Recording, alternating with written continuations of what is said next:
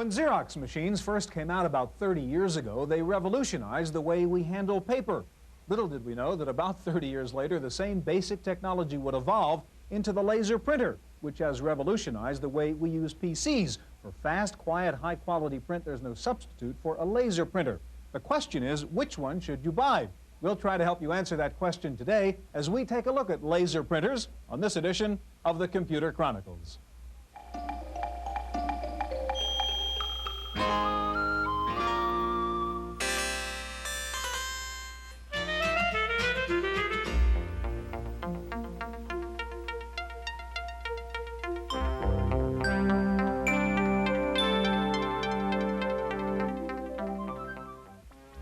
The Computer Chronicles is made possible in part by CompuServe, featuring an online reference library, Wall Street reports, at-home shopping, airline reservations, games, and hundreds of other services.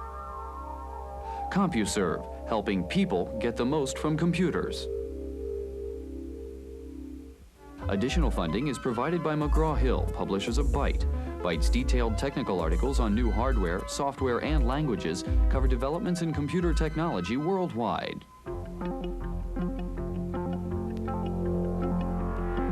Welcome to the Computer Chronicles. I'm Stewart Cheifet, and this is Gary Kildall. Gary, I have some examples here of printed documents, the kinds of things normally you think you have to go to a printer and pay a lot of money to get, but these were all created on a personal computer. More importantly, they were all printed out on a laser printer. Now, when we talk about laser printers, we think of desktop publishing right away. Is that the only reason to go out and buy a laser printer? Well, Stewart, really, laser printers and high-resolution graphics go hand in hand. In the case of desktop publishing, the fonts themselves are the graphics you're reproducing. Other examples, presentation graphics. You go into the boardroom, you want to show your pie charts and bar graphs and things like that. You can make beautiful overhead transparencies using a laser printer. Another example, technical documentation, engineering drawings, a lot of fine lines you have to reproduce. Anytime you're really trying to reproduce high-resolution graphics in hard copy, it's a good example of the use of a laser printer. Gary, we're going to take a look at the technology of laser printers today. We'll also look at some of the top laser printers on the market, including Apple's LaserWriter Plus, Hewlett-Packard's LaserJet 2, and the Oki Data LaserLine 6. Now, we get all excited thinking about the 300 dots per inch resolution of today's laser printers. Well, there are new generation laser printers. We found one that prints at 1,200 dots per inch. It's from a company called Printware, and we found it in Sunnyvale, California. The novelty of desktop publishing has worn off for most PC users, who are familiar by now with the page makeup software and laser printer look of company newsletters. But laser technology has some distinct limitations, and in terms of resolution, it has yet to approach the quality of professional typesetting. Printware of St. Paul, Minnesota, has found a way to break through the 300 dots per inch barrier by using a radically different optical system. One that boosts resolution to 1,200 by 600 dots per inch. One of their first customers was Laser Friendly, a software company in Sunnyvale, California, that specializes in high-end desktop publishing software. It was important to us because we come from a professional printing background. Our software was developed out of that background in typography. And we also wanted, for instance, to produce our documentation with a high-resolution laser printer. The Printware machine doesn't come cheap. Equipped with PostScript interpreter and 2 megabytes of memory, it retails for around $16,000. On the other hand, its closest competitor runs about $30,000. The Printware fills a gap. I mean, for quite some time, professional typesetters and others have been saying that the new laser printers are all very fine, but they're not the kind of resolution necessary for a lot of applications. And I think there was some attitude that there just wouldn't be such a laser printer, but now there is.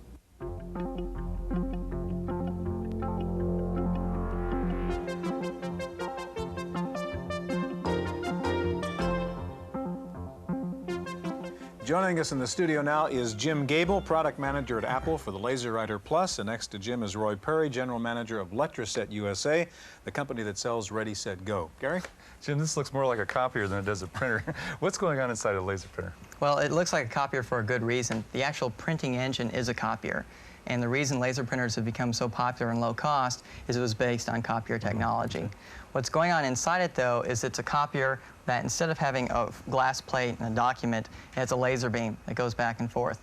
and the Macintosh tells it where to put that laser beam, when to turn it on and off, when you get 300 dots to the inch, and where those dots go. So it works like a copier from about here down. Okay. Here up is sort of where the magic is. On the Apple printer, what really distinguishes it from other kinds of laser printers that you'll find is the flexibility that's built into that controller. The Macintosh is a very highly integrated system, and users of Macintoshes are not accustomed to stone walls. They like to be able to take their text and change it to a different face, make it bold, make it italics, drop a photograph here, take a business chart, put it in the middle of their letter, mix text and graphics with no worries. And that's what this printer allows you to do, because it has many typefaces built in with no limitations to what sizes is, whether you do it sideways or up and down, whether you make it really large, whether you twist it. All that's capable in this printer. So when a person on his Macintosh makes his document, he just says print, and he gets it out of here. And he doesn't have to load in a bunch of optional cards. He doesn't have to go buy some strange card for his printer.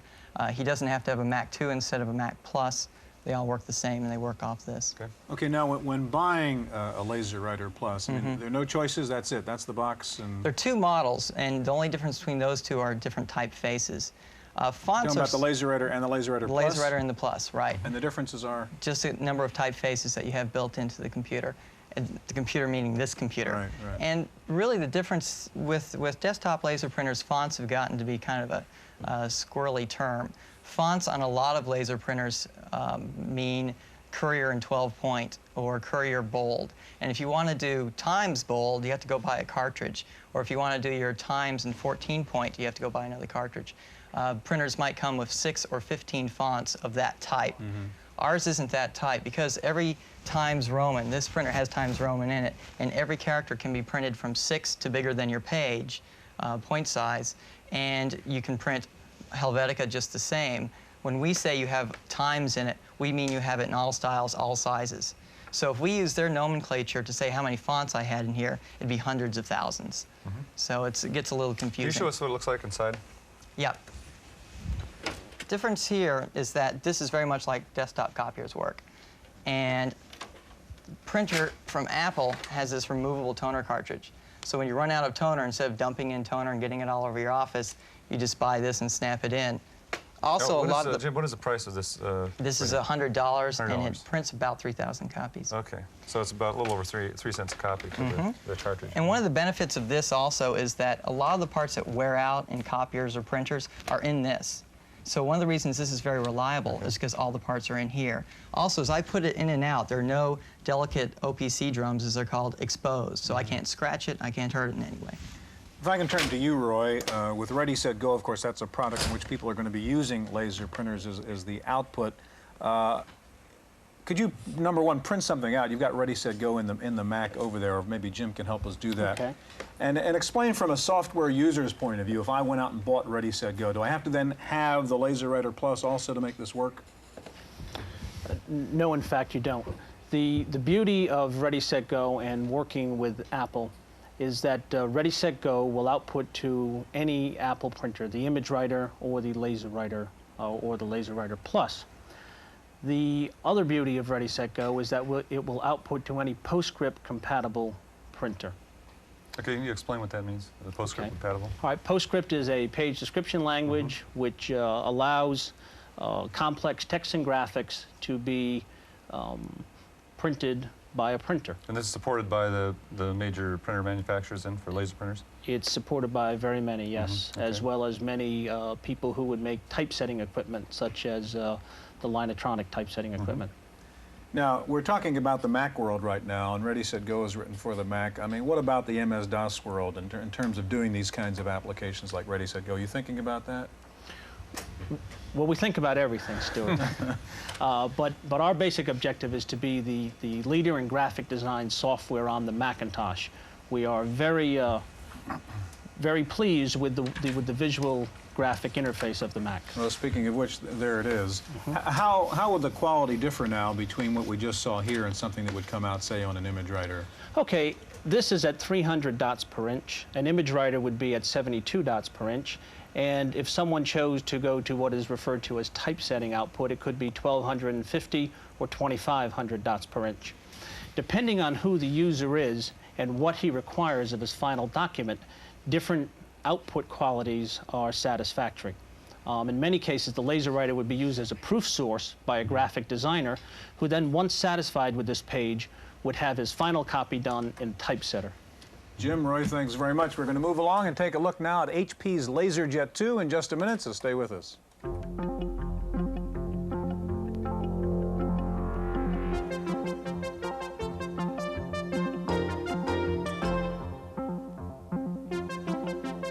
Joining us in the studio now is Steve Simpson, Group Marketing Manager with Hewlett-Packard, and next to Steve is John Dickinson, Director of PC Labs at PC Magazine, where they've just reviewed 36 laser printers. Gary? Steve, I understand there are only a few manufacturers that actually build the insides of this thing, the engine. Ricoh, Canon, I guess several others. Now, the last printer we saw, the Apple Laser Writer, has a Canon engine, and I understand this has a Canon engine also. Are we just buying something repackaged? No, we're not. What has happened, we, like Apple, were both using what was known as a Canon CX print engine in our previous products, which were the initial LaserJet products. And we in Canon learned a lot from those products, and this is what we would consider to be a second-generation print engine. This is based on the SX print engine. Canon and we went to a lot of trouble to make some changes and make some improvements over its predecessor. A couple things being, for example, correct order output in printing as opposed to reverse collation, and a much darker print capability than its predecessors. Steve, what other things did you learn from the first LaserJet printer, and how is the LaserJet Plus better, or Series 2 better? I think the thing we learned, number one, was that we needed to make the products as easy to use as possible. And we've done that a couple of ways. First of all, we really focused very heavily on providing software support by working very closely with ISVs. So we have about 600 ISVs who support these products. But the other thing we had to do is we had to make the products very easy to set up, configure, and use, even if your software package didn't support it particularly well.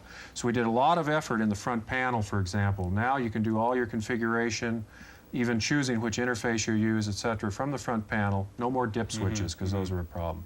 Selection of which fonts I may want to print in. If my software package doesn't do that, I can do from the front panel.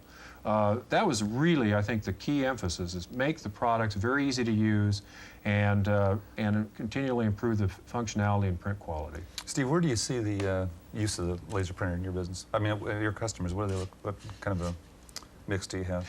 Well, we find that about 85% of our products are connected to MS-DOS, PC-DOS-based systems. So they're being used primarily in office environments, a very large pool of people, as we know. So we find that they're typically being used for office applications, which are typically word processing, spreadsheet applications, and those types of things. Though 10% of them, according to our users, are being used for desktop publishing through packages such as Aldus PageMaker or Ventura Publisher. But the primary emphasis is office application use. John, would it be fair to say then, the Apple Laser Writer we saw before is really more geared at the desktop publishing situation on a Mac, as opposed to the LaserJet, which is sort of being used more likely as just a business printer? Well, just a business printer says a lot. I mean, the LaserJet is one standard, which has become very, very important, but out of the 36 printers that we tested here, many of them had several emulations in them, including HP LaserJet. 27 had HP LaserJet. 22 of them emulate the standard Diablos 630 Daisy Wheel printer. And again, it's for the office automation market, for the word processing, the spreadsheet, the database. The big thing is that there's a lot of competition out there to get that market, because those people are looking for high-speed, quiet printers that don't disrupt the office environment. John, you mentioned standards. What kind of standards are there in terms of hardware and software? I mean, we go out and buy these things. Can you be safe in buying certain kinds of interfaces? Yeah, just about anything. Any laser printer out there right now will work with a PC, and many of them will work also with a Macintosh as well, because quite a few also emulate the PostScript language that the Apple Macintosh wants, and some of the PC-based desktop publishing systems also are looking for that. They also support this. So there's a couple of different standards that you can be getting, but it's almost certain that if your dealer tells you it'll hook up to the computer that you've got and the word processing or whatever it is that you've got, it'll do it. Steve, could you sort of have something come out of the laser printer just so we can be convinced it actually works here? Yes, what I've done is I've just sent a command to Microsoft Word to provide us an output, and we note that we're receiving data in the printer. You can see that by the flashing green light. While in fact, it's printing right now, and this is a relatively simple document, but it's typical of what many users are doing in office automation. And it's because we'll see multiple fonts, which before we were never able to do, and you know, relatively straightforward output. Very clean, very nice.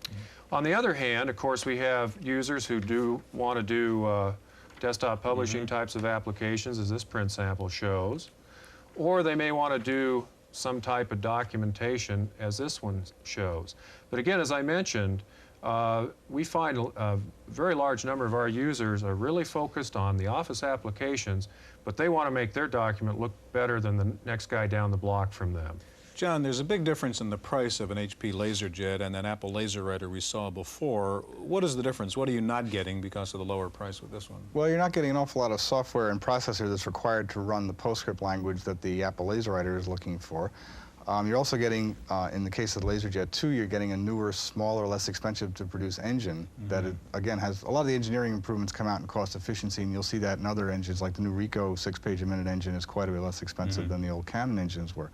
So it's just a general increase in the efficiency of the manufacturing and the technology. Gentlemen, we're going to be back in just a minute. Now, laser printers have led to an entirely new business called the laser parlor, where if you don't want to buy a laser printer, you just bring your floppy disks into this place and they'll print it out for you. You pay for the laser printer by the hour. Wendy Woods has a report on one such laser parlor here in the San Francisco Bay Area. Add a new word to your vocabulary, the laser parlor. Desktop publishing service centers, such as the Krishna Copy Center in San Francisco and its 8 franchises throughout the country, are cashing in on the complexity and the high cost of desktop publishing, with do-it-yourself desktop publishing equipment, including high-quality typesetters. People want to invest only $2,000 or $3,000 in a computer and have the capability of doing everything. And a place like this gives them the missing links. We provide them with the Linotronic, which is very expensive, OCR, and for a lot of people, laser printers are very expensive, so they can use laser printers on as-need basis rather than having to buy them and keep them on their desk all the time. With a little help from qualified staff members, anyone can desktop publish and turn out professional-looking copy. The cost is roughly half of what a professional typesetter would charge, and there's obviously more control over the final product. But the big question is, will this idea catch on with the rest of America? The trend is there, and I think it's only a matter of time that this is going to be a part and parcel of a business service. Until it does catch on, however, the photocopying arm of this business is still the laser parlor's bread and butter. So basically, in a matter of minutes and without any experience in laser printers, I managed to typeset and copy a document in a fraction of the time and the cost of a conventional print shop. In San Francisco, for the Computer Chronicles, I'm Wendy Woods.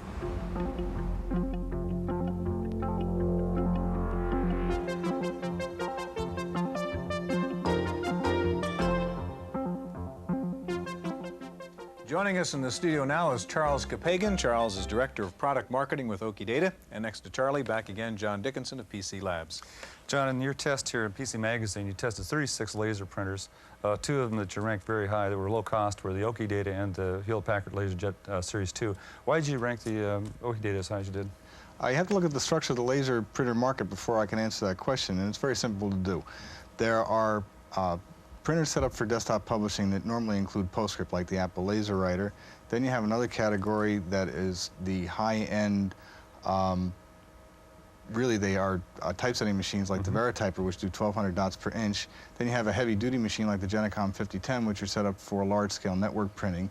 And then you have the vast majority of printers like the Oki Data, which are set up for desktop work in an office environment for word processing, spreadsheets, and database printouts. Most of those printers emulate the HP LaserJet, as a matter of fact. Many of them also emulate the Diablo 630 printer, and some also emulate the Epson or IBM Matrix printers. Among the best of those was the Oki Data, largely because it does the HP emulation very effectively, and it does it at a very attractive price.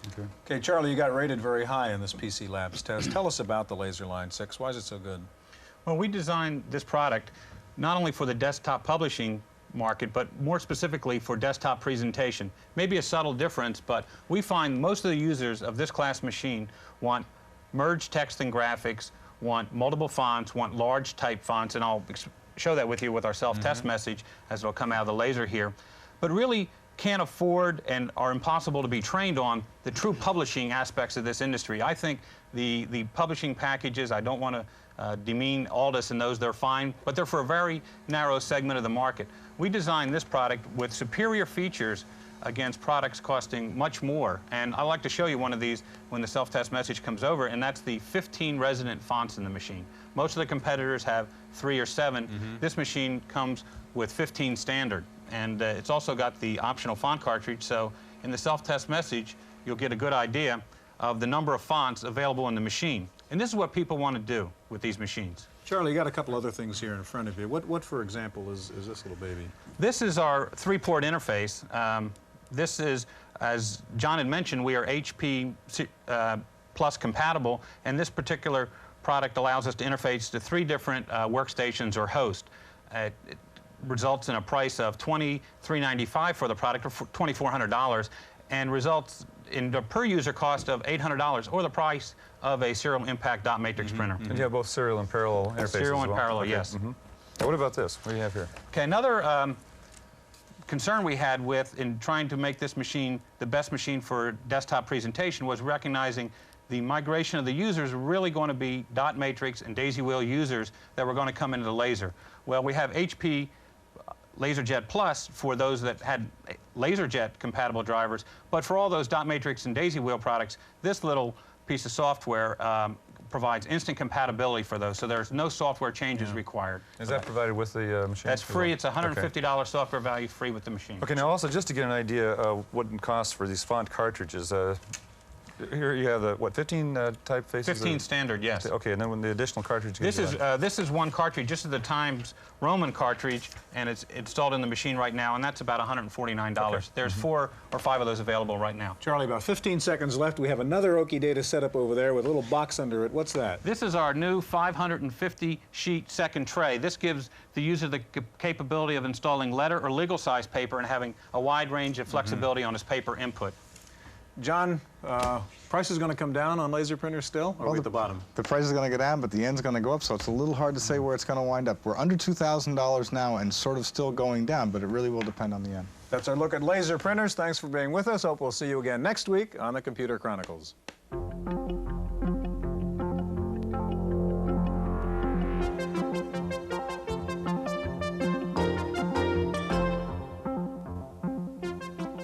In the random access file this week, PS2 clones may be out there now, but it's not clear that anyone will be able to buy them. Computerland has announced that it will not carry PS2 clones unless the manufacturer agrees to indemnify it in the event of a lawsuit by IBM. If other retail chains also insist on PS2 clone insurance, the added cost of the indemnities plus the license fees to IBM could take away much of the price advantage for the clones. The fuzzy legal issue is still casting a cloud over the future of PS2 clone business, though of course Tandy, with its Model 80 clone, doesn't have to worry about deals with other retailers. Lotus has released its 123 Value Pack. The $15 package lets you remove the copy protection from 123. It also provides some other enhancements, such as limited recalculation, a Learn mode, and compatibility with laser printers and the newer EGA and VGA monitors. Hewlett-Packard says if you're having trouble with a zapped laser printer, it may be your RS-232 cable. HP says the RS-232 cables have a high impedance and can act like antennas, picking up static charges which can damage chips. HP says if you're using more than 50 feet of cable, you are a candidate for static charge damage. The IRS says it's delighted with the growing experiment in online filing. The feds say nearly 600,000 taxpayers filed online this year, leading to faster refunds and fewer mistakes. A New York consulting firm says one of the fastest growing segments of the PC market is voice messaging. Voice boards for PCs are now available for about $200.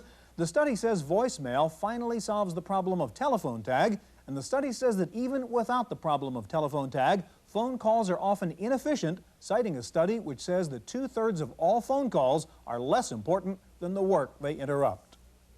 Time for a welcome interruption from Paul Schindler with this week's software review. Oops, time to do my review. There are dozens of programs on the market to help manage your time. The problem with some is that they're passive. If you don't remember to look at them, you'll miss your appointments. You have to remember to remember. Other programs do a lot, but are so complex they wind up being too much work to maintain. Smart Alarms handles both objections. Smart Alarms is a Macintosh desk accessory, so it can display a message on the screen anytime, regardless of what else you may be doing with your system. Like this.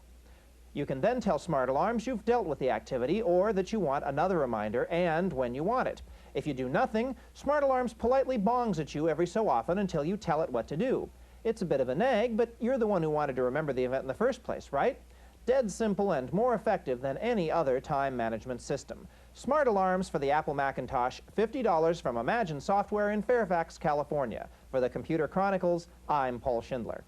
Laptop portable computers must really be coming into their own now. Not only are there computer magazines devoted to laptops, but there is now a computer show devoted to laptops. It's called Laptop 88, and it'll be held on June 7th and 8th in New York.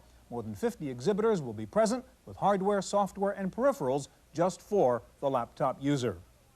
Molecular biologists at MIT have reported the discovery of a new second genetic code in living cells. The code keeps track of the type and position of a molecule in a larger molecular structure.